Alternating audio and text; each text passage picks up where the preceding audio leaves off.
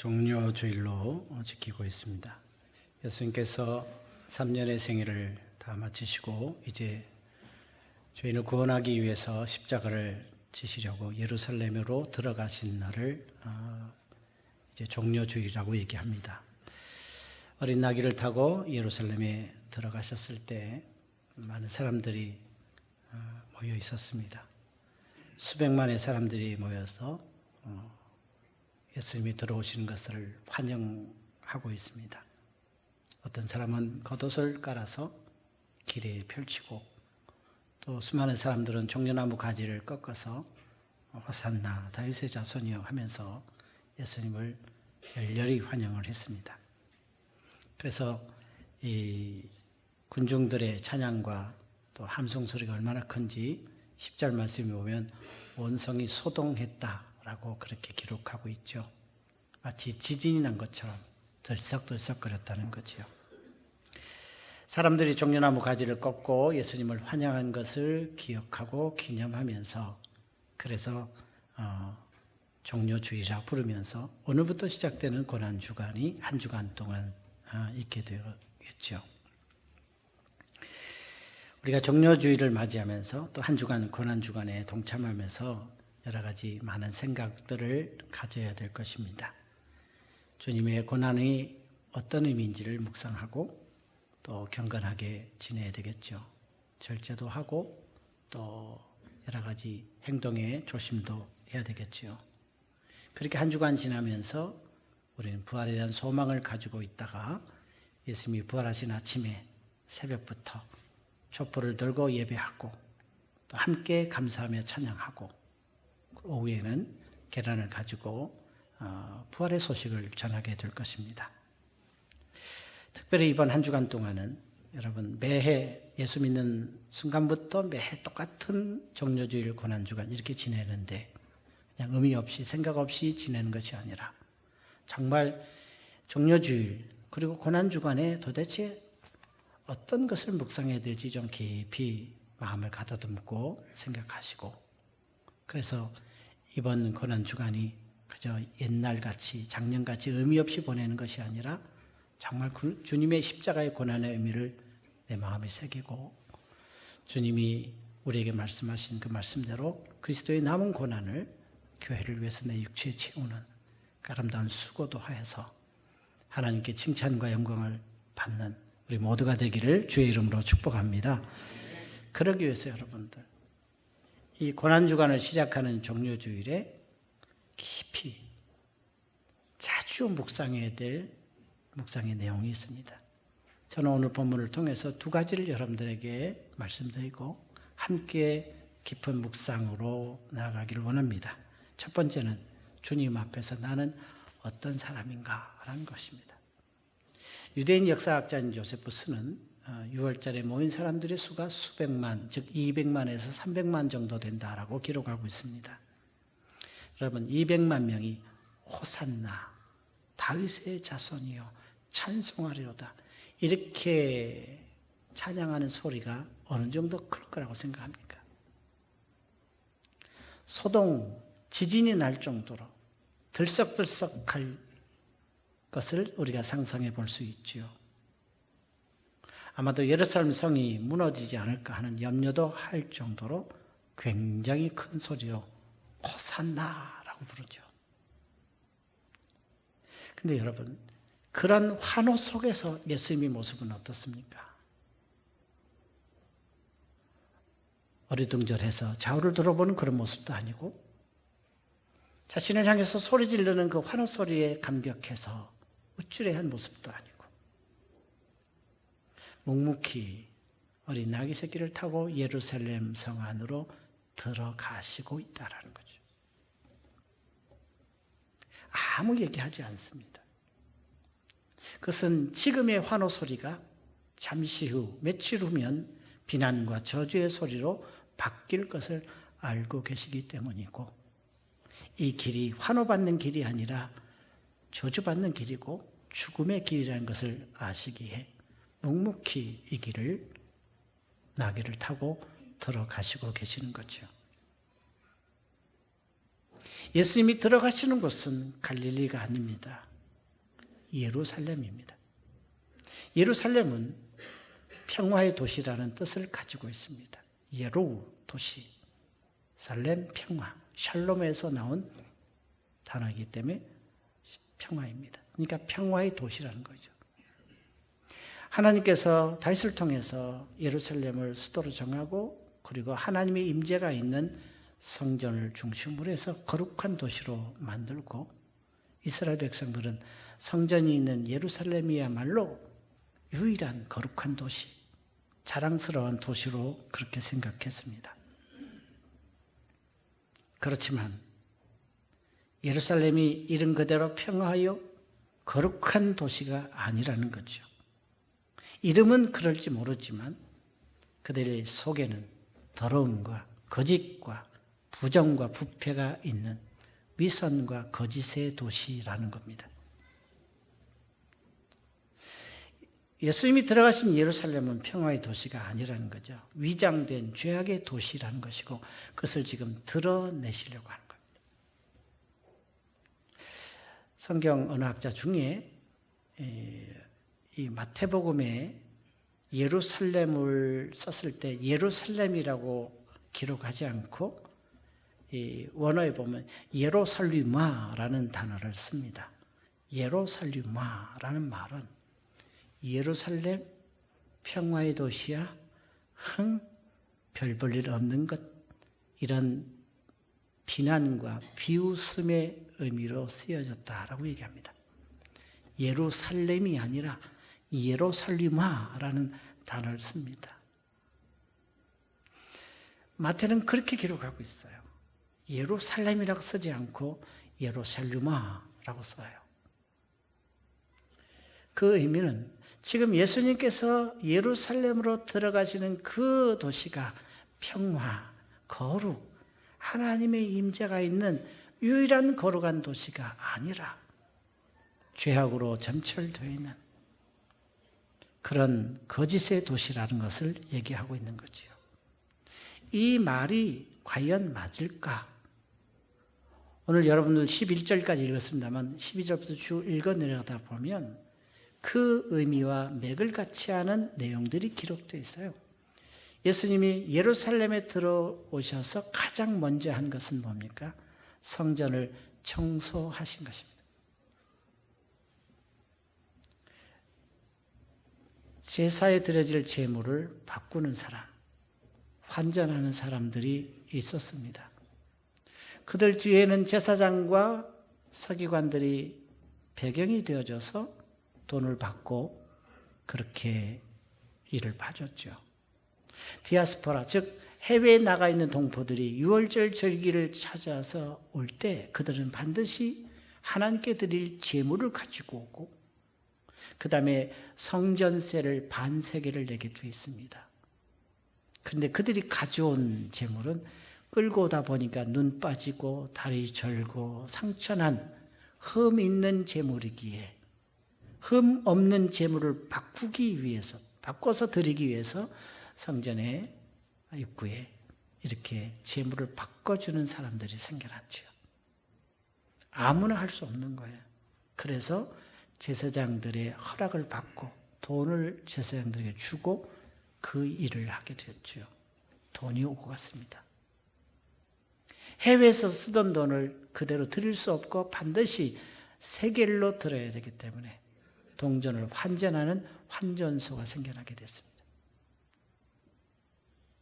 제사장들의 배경이 되어줘서 그 일들을 하게 된 거죠. 그 모습을 보시고 부정과 부패가 만연된 그 모습을 보시고 예수님께서 이렇게 말씀하셨죠.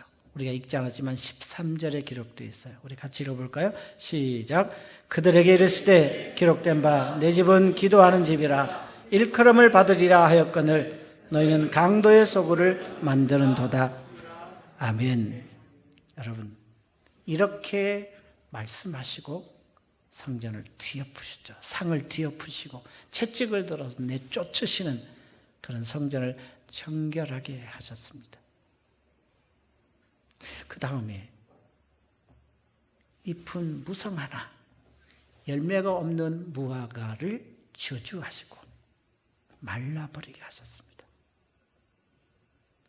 종교적 화려함은 있으나 하나님을 향한 순수한 마음과 거룩한 생각이 실종됐지요.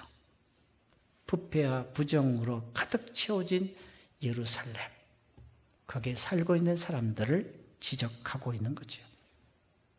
그들이 자랑하고 그들이 유일하게 거룩한 도시라고 생각하는 것은 성전이었습니다. 그 성전을 향해서 와르르 다 무너지고 돌 위에 돌 하나 얹어놓지 못할 정도로 다 무너질 것이라고 말씀하셨습니다. 하나님 앞에서 그들의 모습은 죄악투성이고 부패하였고 위선으로 가득 차 있었다라는 거죠. 예수님께서 여인들이 찾아오면서 울고 또 울 때 나를 위하여 울지 말고 너와 너희 자녀를 위해서 울라고 말씀하시고, 그리고 예루살렘을 위하여서 울라 말씀하신 것은 예루살렘의 멸망을 예언하신 것이고, AD 70년에 로마 장군 티도에 의해서 예루살렘이 함락되었습니다. 많은 사람들이 죽임을 당하고 고통을 당하고 울음소리로 뒤덮었습니다. 이름 그 자체는 예루살렘, 평화의 도시이지만 그 안을 들여다보면 욕심을 채우기 위하여 수단과 방법을 가리지 않고 행동하고 자신의 기득권을 유지하기 위한 다툼의 소리로 가득 채워졌습니다. 이런 모습을 보면서 그렇다면 오늘 종려주일을 맞이하고 고난주간을 보내는 나는 주님 앞에서, 나귀 새끼를 타고 들어오시는 주님 앞에서 나는 어떤 모습인가?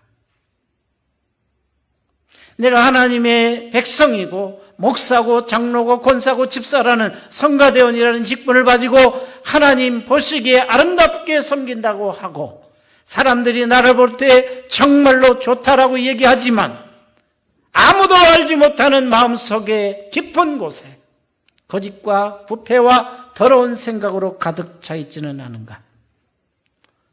수십 년 신앙생활을 하여서 무화과 나무처럼 잎이 무성하지만 열매 없는 모습으로 살아가는 나는 아닌가? 목사이면서 신자만큼도 못한 그런 모습으로 살아가는 것은 아닌가 하는 나 자신의 모습을 돌아볼 수밖에 없습니다. 여러분, 어린 나귀를 타고 들어오시는 예수님을 바라보면서 나는 누구인가? 나의 영적인 상태는 어떤 모습인가? 10년 전의 나와 지금의 나의 모습은 얼마나 달라 성숙해졌는가? 우리 자신을 돌아봐야 됩니다. 이런 생각을 가지면서 제 마음이 우울하고 속상할 때가 있지요. 나를 위해서 십자가에서 죽으신 그 주님을 보면서 나는 그 은혜를 조금도 갚으려 생각하지 않고 욕심과 비난과 저주와 불평과 원망의 모습으로 살아가고 있다는 것 자체가 얼마나 안타까운 모습입니까? 근데 한편으로 감사한 거예요. 왜냐하면 예수님이 들어가신 예루살렘은 예루살렘이 아니라 예루살림아, 비난받는 예루살렘이에요.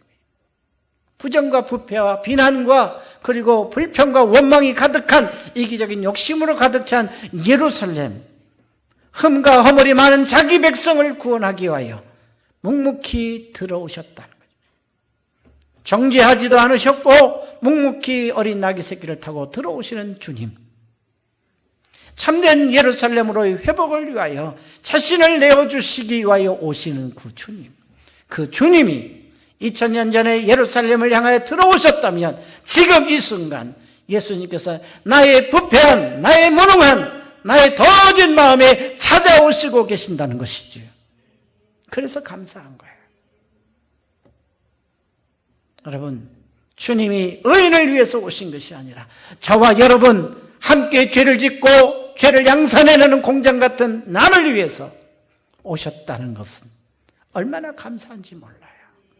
이대로 내버려두면 죽어야 되고 영벌을 받아야 되는데, 그런 나를 구원하기 위해서 어린 나귀를 타고 이 땅에 오신, 예루살렘으로 들어오신 그분을 바라보면서 우리가 가져야 될 것은 겸손한 모습으로 주님의 은혜를 감사하고 주님을 바라보는 것이죠.